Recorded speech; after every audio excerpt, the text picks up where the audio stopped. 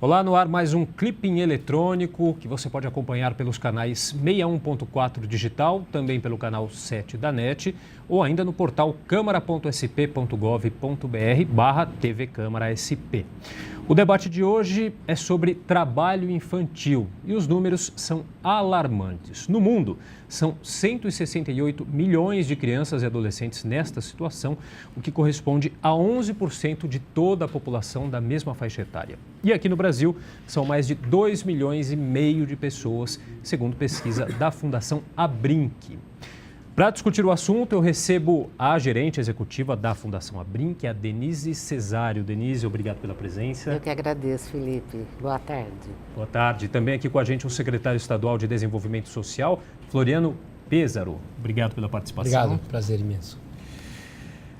Também com a gente o advogado Carlos Eduardo Ambiel, que é mestre em Direito do Trabalho pela Universidade de São Paulo e professor da FAAP. Doutor, bem-vindo também ao programa. Agradeço, prazer. E para completar a nossa mesa, nós recebemos a procuradora do Ministério Público do Trabalho de São Paulo, a Cláudia Regina Lovato Franco. Doutora, muito obrigado também pela presença. Muito obrigada pelo convite, é um prazer estar aqui com vocês. Prazer é nosso. Bom, eu queria começar com esse dado. A idade mínima permitida para o trabalho infantil, ela, de acordo com a legislação, ela varia de país para país, né? Aqui no Brasil, o trabalho ele é proibido para quem ainda não completou 16 anos, como uma regra geral.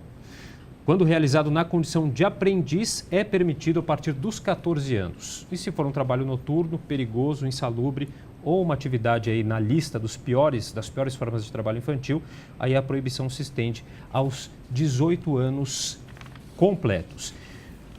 Eu começo com a seguinte pergunta: quais que são os principais motivos que levam ao trabalho infantil? Quem gostaria? Fiquem à vontade. Todo mundo vai querer, né? Pela ordem, vamos. Acho que a gente podia fazer uma rodada, né? É claro que o principal motivo é a composição de renda, né? É claro que a gente também tem alguns aspectos culturais que podem contribuir, mas o fator que leva à inserção de crianças e adolescentes em idade precoce no trabalho é a questão da renda. Se a gente considerar, por exemplo, que nesse cenário nós temos uma população no Brasil, né, entre 0 e 19 anos, uma população de mais de 60 milhões.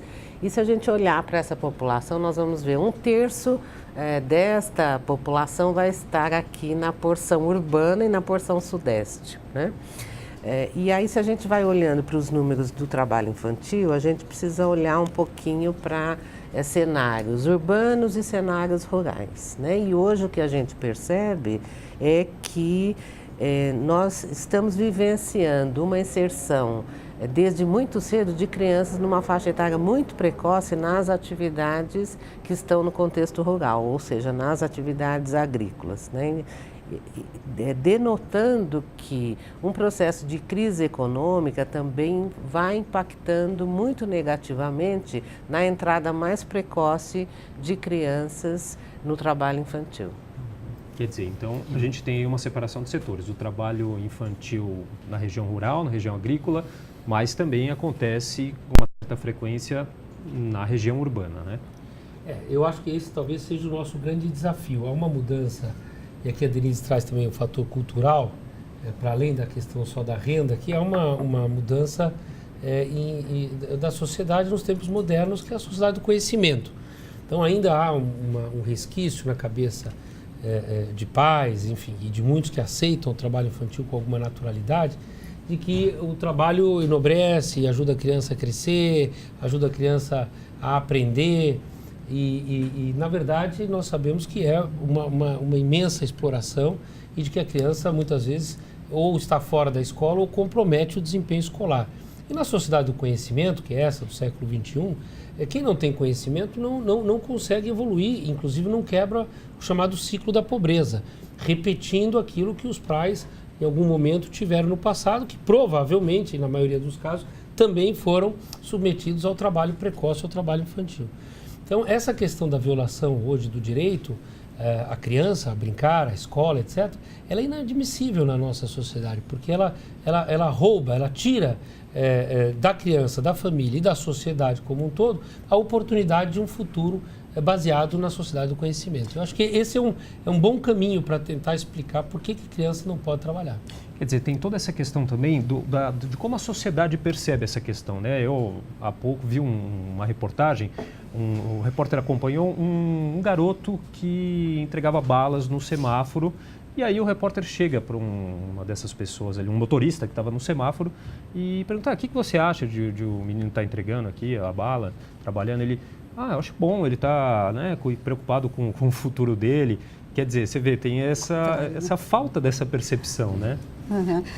A gente tem que levar em consideração, principalmente, que a exploração da criança e do adolescente não é uma coisa moderna, é uma coisa que vem desde a Revolução Industrial, né, que já era explorada, né, a mão de obra infantil, justamente por ser uma maneira de ser um trabalho barato e fácil de ser colocado. As crianças dormiam dentro da fábrica, dormiam em qualquer canto, embaixo da máquina, quer dizer, então, tudo isso já é um conceito antigo de que a criança deve ser explorada pelas pessoas que exploram, né? Vejam como um trabalho barato e aceitam, colocam isso justamente como um contraponto de que a criança trabalhando sai do mundo das drogas, da outra exploração, quer dizer, de uma exploração ela fica em outra exploração.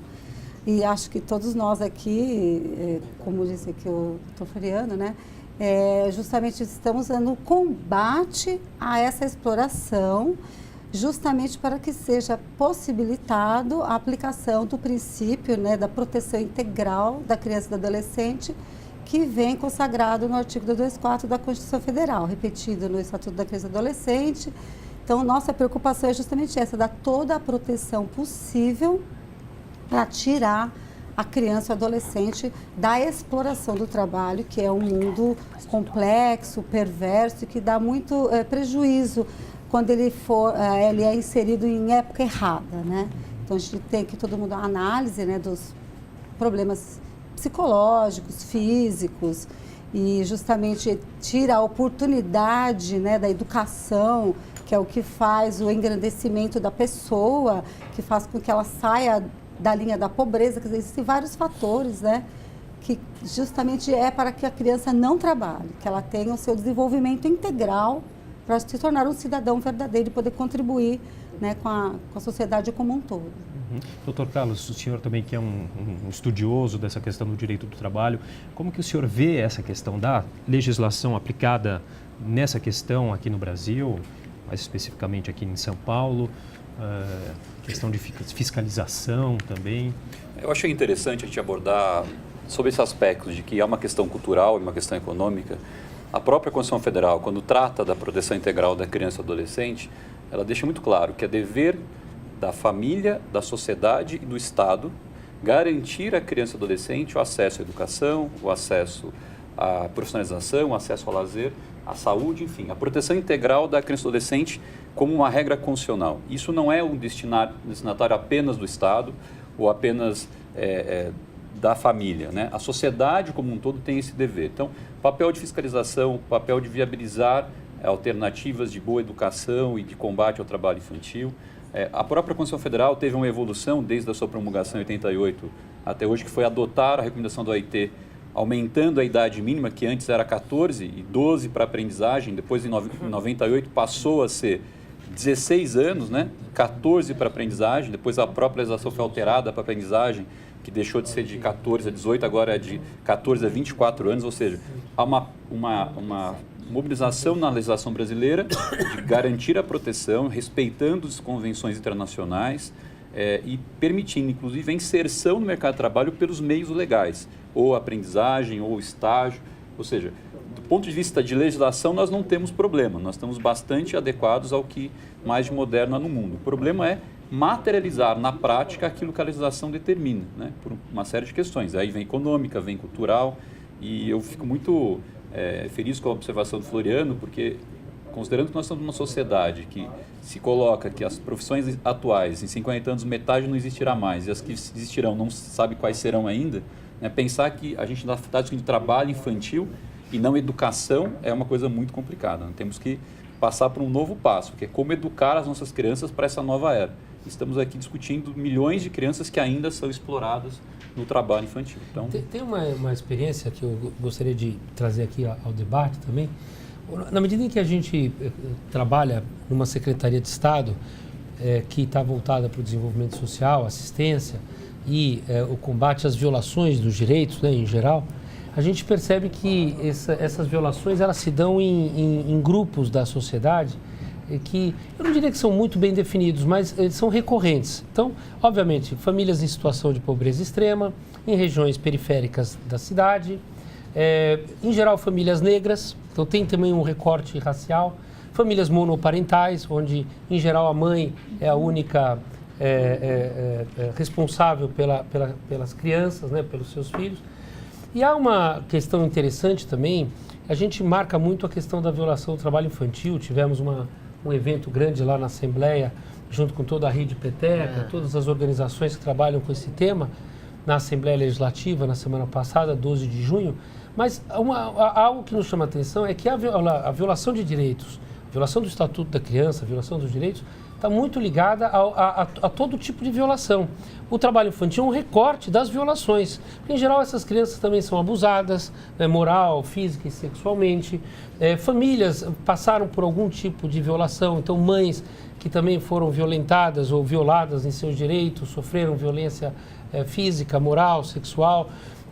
A questão da renda, que o Brasil avançou muito em 20 anos, 25 anos com os programas de transferência de renda, né, o Bolsa Família, o Renda Cidadã, o Bolsa Escola lá atrás, o Ação Jovem, programas que dão bolsa em troca da história do trabalho, né? Quer dizer, em troca no sentido de que eventualmente substituem parte da renda que a criança tiraria do trabalho infantil, da exploração, para a família. Mas nada disso é suficiente. Se nós não pensarmos aquilo que a doutora Cláudia disse agora, pensar numa estratégia de atenção integral ao desenvolvimento infantil e da criança, do adolescente e da família. E por que não colocar mais um desafio aos poderes públicos e à sociedade, que é também o ambiente em que aquela criança está inserida. Então, eu acho que a relação adulto-criança, a relação de políticas públicas e também o ambiente em que aquela família, aquela comunidade está inserida. Que é uma das questões que eu quero comentar. Só antes, lembrando que você que está nos assistindo também pode participar enviando a sua pergunta pelo telefone 011 3396 4944. 011 3396 4944. Você pode enviar sua pergunta para a gente participar aqui do nosso debate. Porque tem uma outra questão que é da exploração do trabalho doméstico, né? Aquele trabalho que fica mais difícil, né, de se fiscalizar, mais silencioso, e que também tem uma interpretação errada ali por parte dos pais, que às vezes acham que a criança ali está ajudando, está sendo até um aprendizado, e que às vezes acabam acontecendo os abusos, né? Acho que a gente está falando de uma situação que se a gente olhar para esse cenário do trabalho infantil hoje, que nós temos aí mais de 2.600.000 crianças e adolescentes inseridos, nós temos que observar que boa parte desse trabalho está inserido no que é denominado de piores formas do trabalho infantil. Então, são, de forma geral, atividades que ou elas estão no processo da terceirização de serviços, quando faz parte aí da cadeia produtiva das empresas, ou nós estamos tratando de atividades que são atividades ilegais ou atividades ilícitas, né? Então, o trabalho infantil doméstico é um trabalho que ele é oculto, e é oculto porque ele ocorre dentro das residências, dentro dos lares, né? E é muito difícil você fazer a identificação. Então, costumeiramente, no passado, as famílias de maior renda, né, traziam moças, meninas de outras regiões e falavam, olha, estou fazendo um processo de apadrinhamento. Na verdade, é um processo de servidão, né? estou ajudando, estou contribuindo.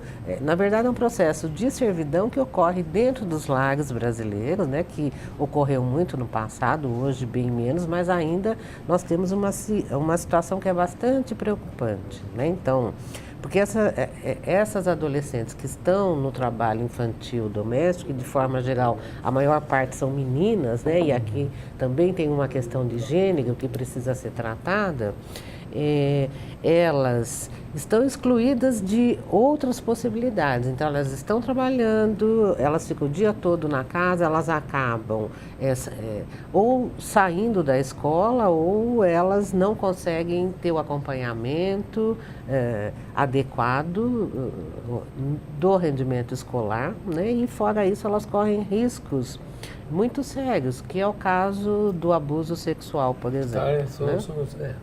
Que é uma questão que ocorre dentro dos lares, porque a sociedade brasileira é uma sociedade predominantemente machista, ainda com vícios muito ruins nesse aspecto da violência sexual, né? Então, é uma questão bastante séria, bastante complexa, e daí a importância de quando a gente trata da questão do trabalho infantil, vencer esse paradigma da sociedade, que a sociedade precisa entender que lugar de criança, lugar de adolescente é na escola, né?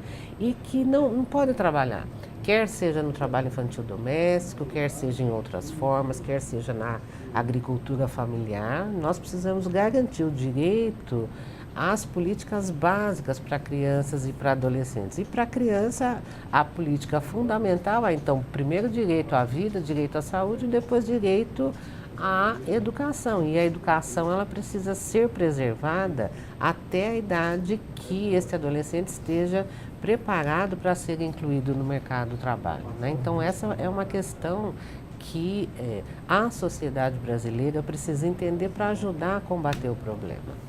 Bom, e essas questões das políticas públicas, depois até o secretário pode falar um pouquinho do caso mais específico aqui do Estado. Posso acrescentar aqui? Claro, por gentileza.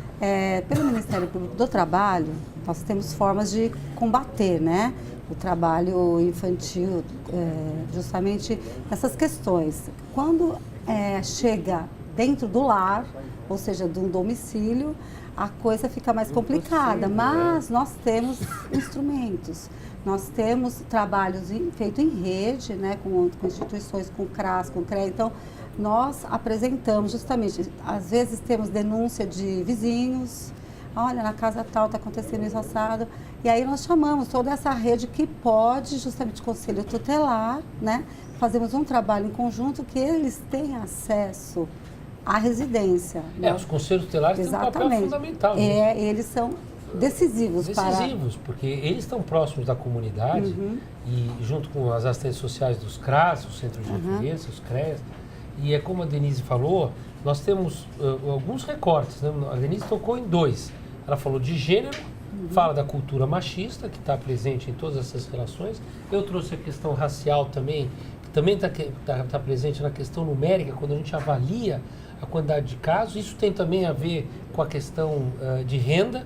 Então, são fatores que vão se somando a esse enorme desafio e esforço de todos, enfim, pelo menos aqueles que entendem e defendem o direito ali preconizado na Constituição e no Estatuto da Criança e do Adolescente, no sentido de criar uma grande rede de proteção e de diálogo com a sociedade.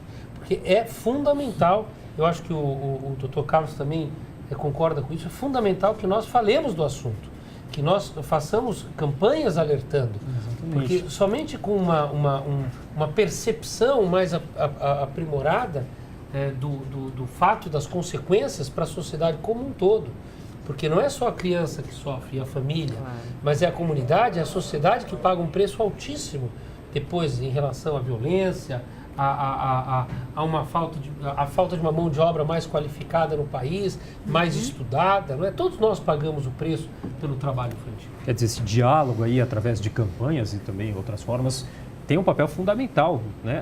A informação, o esclarecimento. Doutor Carlos, queria que você também comentasse um pouquinho, dá para a gente fazer uma relação, o trabalho infantil, de forma geral, ele tem diminuído no Brasil e dá para a gente fazer uma comparação com os outros países, que a gente sabe que não é um problema exclusivo nosso, né? Olha, o trabalho em si ele tem diminuído, mas há números que não são nada a se comemorar, né? E talvez tenha outros fatores aí, mas certamente os programas de renda ajudaram nisso. Acho que até numa recente redução, a própria crise econômica também acaba tendo um reflexo, porque você diminui a possibilidade dessa faixa etária estar empregada. Aliás, hoje o problema é até mais sério, porque já, inclusive, nos que já podem trabalhar a partir de 16 anos, o nível de desemprego é quase 25%. Então, você tem um problema que vem depois, né? O trabalho infantil irregular e a falta de qualificação e a falta de emprego quando o trabalho é permitido. Então, o problema é muito mais grave do que simplesmente uma geografia do problema da ilegalidade. Mas acho que tem um pouco a ver com a crise econômica, tem um pouco com os programas de fiscalização, que são intensos, né? Ministério Público, Ministério do Trabalho, as associações, conselhos tutelares, associações civis que trabalham com esse foco. E geralmente o problema se materializa maior em países em desenvolvimento, né? Acho que esse está muito ligado aí nesse aspecto à questão econômica e acho que também a questão cultural, né? O desenvolvimento da própria sociedade. A gente pode fazer uma digressão aqui olhando para trás. Há 2 gerações atrás, o trabalho infantil, ainda mais uma sociedade mais agrícola que o Brasil tinha, né? Nos anos 30, 40, 50, era algo bastante normal. Aliás, era natural que o filho começasse a trabalhar para ajudar a família e para aprender o ofício do pai. Então, mostrar para as famílias que isso mudou e que agora o aprendizado não é trabalhando, o aprendizado é na escola, é uma questão cultural, né? Enquanto a sociedade e a família não tomar consciência disso e a própria baixa escolaridade e educação das famílias também dificulta, nós vamos ter dificuldade, vamos ter problemas. Então, o trabalho de conscientização ele é muito amplo, é de conscientização primeiro da família, para se atingir a criança, e dar o acesso à escola como meio de educação para que a próxima geração seja beneficiada também, ou seja, para que os filhos dessas crianças não sofram do mesmo mal. Porque se houver uma melhor escolarização agora, eu terei famílias e pais no futuro capazes de perceber que esse processo tem que estancar em algum momento. E ele ainda é muito intenso, né? Até porque é muito difícil, porque a gente tem a lei, tudo muito claro, né? Muito bonito, mas é difícil na hora de colocar na prática para aquela família que não tem, às vezes, nem o que comer, você falar, olha, não, ele vai mas também não dá para vai... entrar nessa. Também não dá para entrar nessa e dizer que só que é uma questão econômica. Ela pode ser uma questão econômica e há saídas para isso. Inclusive os programas de transferência de renda, programas de qualificação, capacitação, primeiro emprego, etc. O que não pode é justificar isso com trabalho. Eu acho que hoje nós ainda temos um desafio, talvez maior de cultura do que de renda. Essa é a minha opinião, posso estar errado. Mas é o meu sentimento como secretário, do que eu sinto conversando com as organizações sociais e com as famílias que submetem seus filhos ao trabalho infantil. A gente tem contato com eles. E olha, é incrível, porque pessoas esclarecidas como nós, eu considero pessoas que estudam o assunto e têm clareza sobre o fato, muitas vezes escrevem para mim nas minhas redes sociais. Agora no dia 12 foi assim, porque nós fizemos uma grande publicidade, né, do 12 de junho, que é o Dia Internacional de Combate ao Trabalho Infantil, e pessoas da nossa rede dizendo, mas veja bem, talvez mais cedo o trabalho protege também de outras violações, como a questão, a doutora colocou a questão da drogadição e tal. E eu lembro, em certa ocasião, quando nós lançamos aqui a campanha De Mais Que Esmola de Futuro, para tirar 2.500 crianças dos cruzamentos, uma parceria com a Fundação Abrinq, com a Fundação Telefônica, para tirar 2.300 crianças dos cruzamentos que faziam malabares, limpavam o vidro do carro, que eu encontrei com o Dr. Antônio Hermílio de Moraes, e ele disse o seguinte, olha, eu sei que você está falando da questão do trabalho infantil e tal, mas veja, eu comecei a trabalhar com 14 anos. E se não fosse o meu trabalho precoce junto à minha família, não teria chegado onde chegou. E a resposta para mim, a ele, foi muito clara. Mas é uma outra sociedade. Como eu digo, eu insisto, é uma sociedade do conhecimento.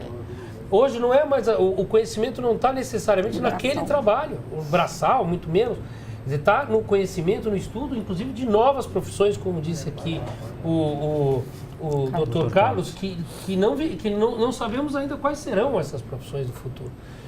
Então nós temos que, de fato, romper com esse ciclo e achar que a criança trabalhando é melhor do que a criança estudando. A criança tem que estudar e nós, sociedade brasileira, temos que apoiá-los nos estudos, né? Mesmo que seja financeiramente. Nós temos que apoiar através de programas que privilegiam a criança na escola, no turno e no contraturno escolar, para a educação formal e para a educação complementar, como música, esporte e outras atividades lúdicas que nos ajudem a formar cidadãos melhores. A senhora... Tenho a acrescentar aqui, nesse contexto de campanhas, de programas, né, dentro do Ministério Público do Trabalho, nós temos uma campanha nacional que é justamente para resgatar a infância. E ela se divide em 3 eixos.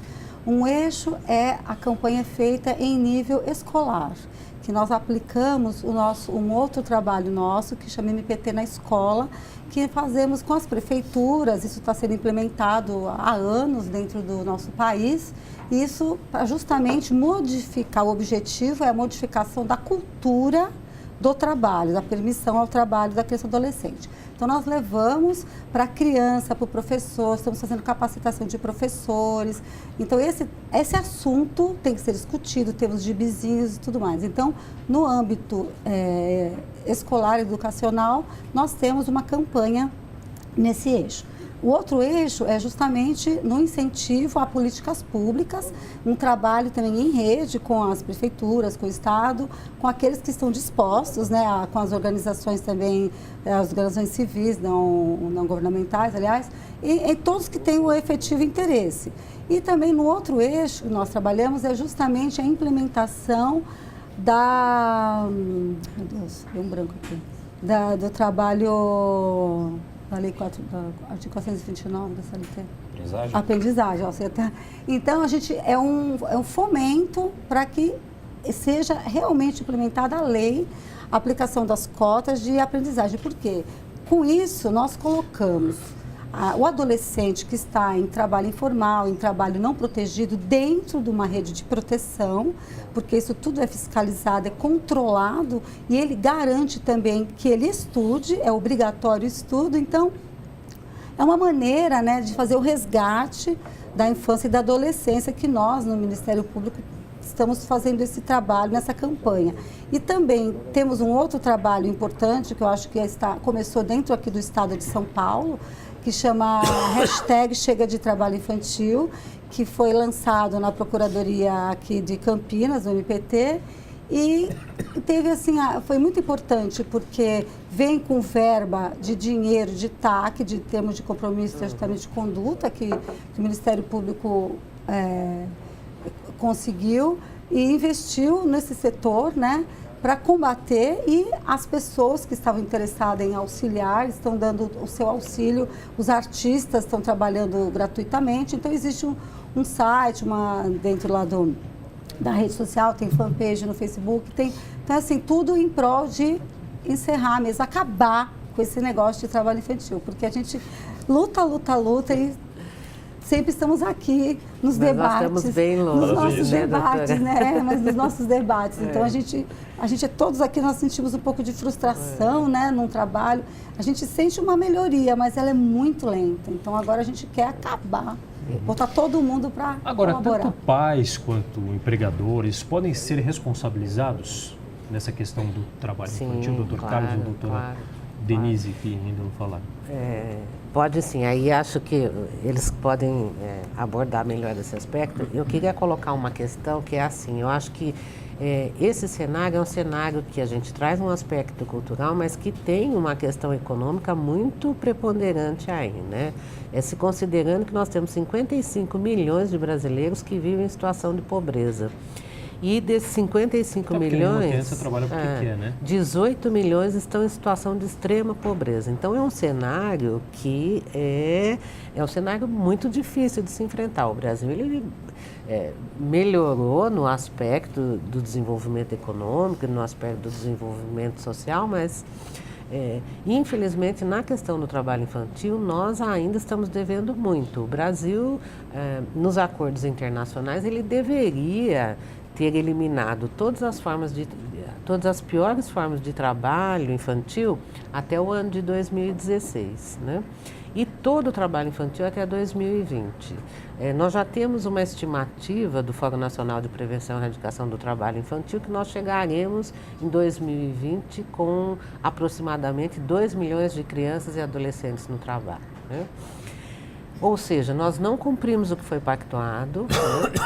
Agora, em relação aos acordos internacionais, nós tínhamos antigamente os Objetivos de Desenvolvimento do Milênio, que aí eram objetivos que deveriam ter sido cumpridos até 2015. Houve uma repactuação agora com os Objetivos de Desenvolvimento Sustentável e o mundo novamente repactua a questão do trabalho infantil, né? Então, a meta 8.7, ela vai repactuar a questão da erradicação do trabalho infantil no mundo até aí a próxima década, né? Então, quer dizer, estamos até 2024, no caso, né? Então, quer dizer, nós estamos atrasados. O Brasil, acho que fez um bom trabalho. Se a gente olhar, o Brasil é referência no que diz respeito à questão do combate ao trabalho infantil. Se a gente olhar na década de 90, nós tínhamos quase 8 milhões de crianças e adolescentes no trabalho infantil, né?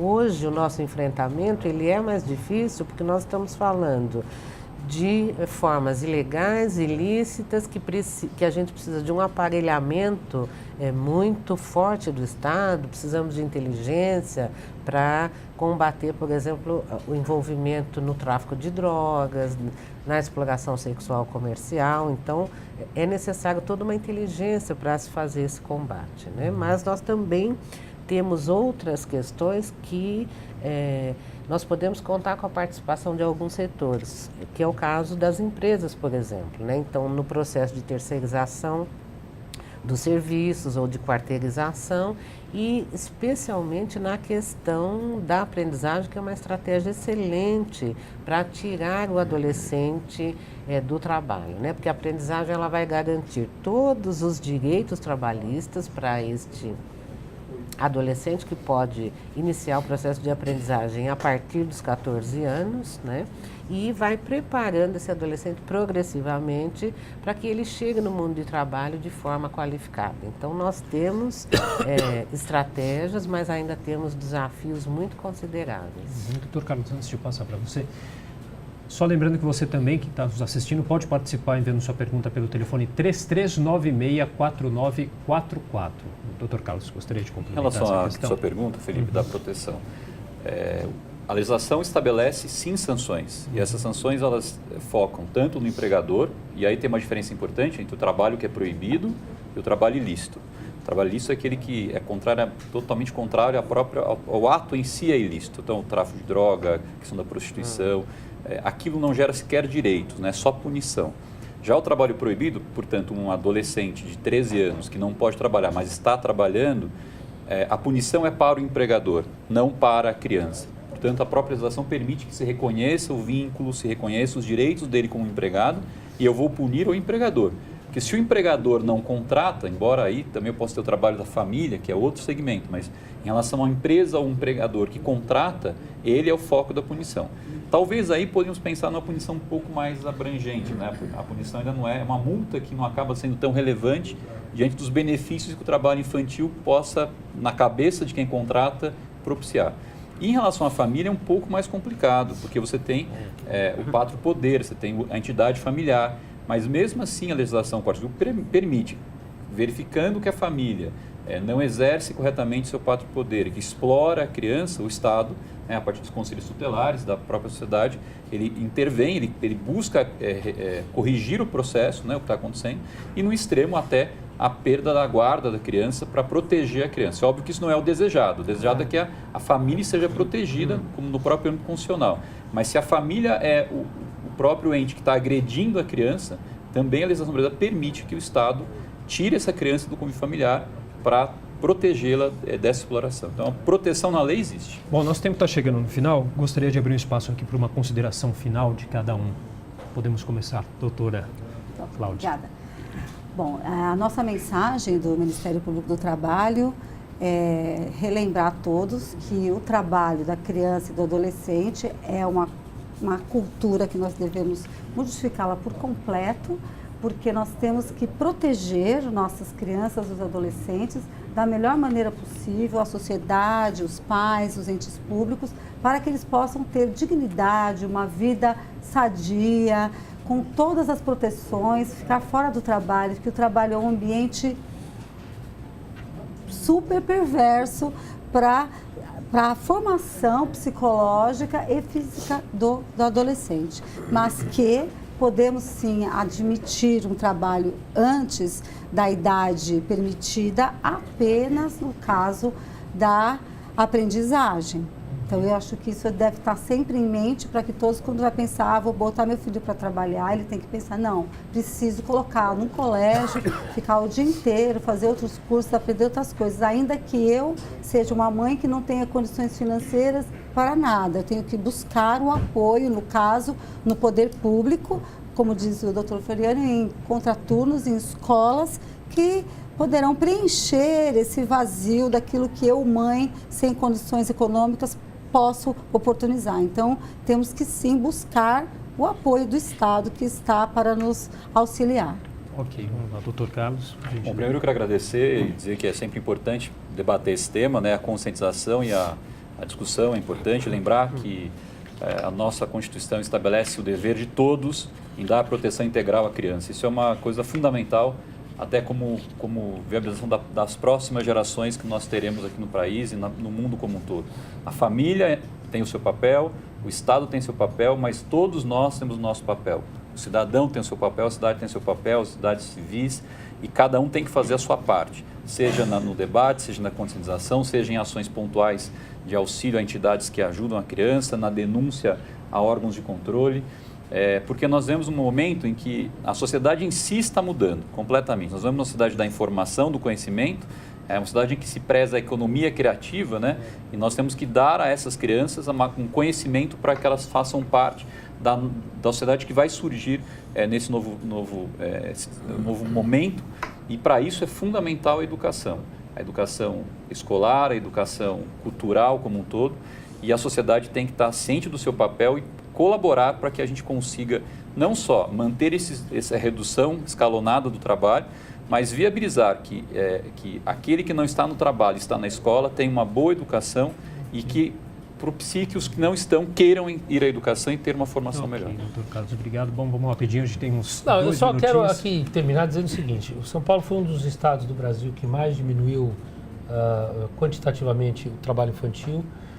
Eu não comemoro, porque acho que nós temos muito a fazer ainda, mas nós estamos hoje dentro dessa rede chamada de Rede Peteca, várias organizações não governamentais, inclusive a Fundação Abrinq, tem várias parcerias, campanhas sistemáticas em aeroportos regionais, festa de peão, enfim, todas as atividades que ocorrem no Estado, alertando para a questão do abuso, o abuso sexual de crianças e adolescentes e também a exploração e o abuso e também o trabalho infantil, né?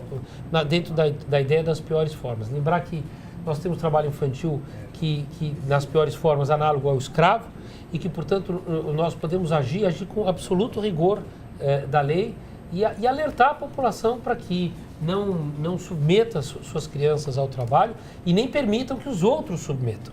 Então, a ideia do olhar do vizinho, do parente, do amigo, né, da sociedade em rede, essa sociedade se mobilizar para que todos, como disse o doutor Carlos, todos juntos possamos ter um futuro melhor a partir de cidadãos melhores que se formaram e que podem contribuir com a sociedade de uma forma muito mais efetiva do que essas crianças que, infelizmente, no passado foram submetidas ao trabalho infantil. Ok, secretário, obrigado. Doutora Denise, eu acho que seja breve, por gentileza, nosso tempo está acabando. Primeiramente, agradeço o convite a vocês e dizer, bom, lugar de criança e de adolescente é na escola, né? E é dever de todo mundo garantir esse direito de desenvolvimento pleno para a criança e para o adolescente. Então, todo mundo precisa fazer o seu papel e, se qualquer situação for identificada de trabalho anterior aos 16 anos, que é o que a legislação brasileira permite, denuncie a conselhos tutelares em cada município e ao Disque 100, onde a denúncia pode ocorrer. Obrigada.